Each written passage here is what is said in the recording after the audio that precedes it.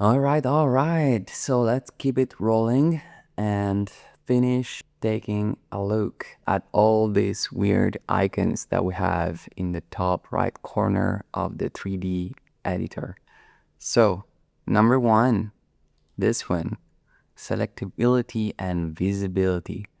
So, this one, you are not going to use it very often. What it means simply is that it allows you to tweak what is visible or not in the scene based on what typology of, of entity you're dealing with. So if I toggle the meshes, now you don't see any meshes. If I toggle the lights, now we don't see any light anymore. Okay, so that is it. This arrow icon means that something is selectable or not. In a previous video, we learned how to select objects. So if this was untoggled, it means that now you can no longer select meshes. Why do you want that? Well, sometimes, again, in more complex cases, you might need to quickly select or deselect stuff, and sometimes stuff gets in the way, and this is how you deal with it. Moving on, the show Gizmo. What's a Gizmo? This is a Gizmo. This is the Gizmo, and it's called a Gizmo in every software as far as I know, but basically it is a representation of the axis and planes that represent a 3D space. So as you might see here, there are also color coded.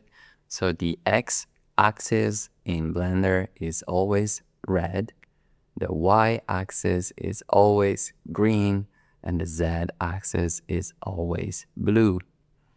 And that's just it. If you need to tidy up things, it toggles it. And then it has some more extra options, although we're not going to take a look at them now. And frankly, you're not going to use these options very often. Cool, next up, super important. This one is something that you're going to use every single time you work with Blender. And this is the show overlays. What's an overlay?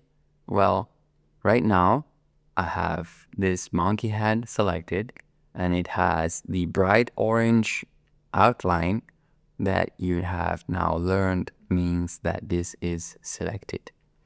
If I click on this sphere, now the sphere is selected, and so on, like you've already seen in the past. But if I toggle the overlay, they're still selected, and you can see that from the outliner, but you have a clean view of it in the 3D viewport. Now this is gonna be something that you use super frequently because sometimes you just need to see the 3D scene. You don't need all the fancy overlays. And this next option, which is grayed out, is the toggle X-ray, but we're gonna take a look at it in the next video.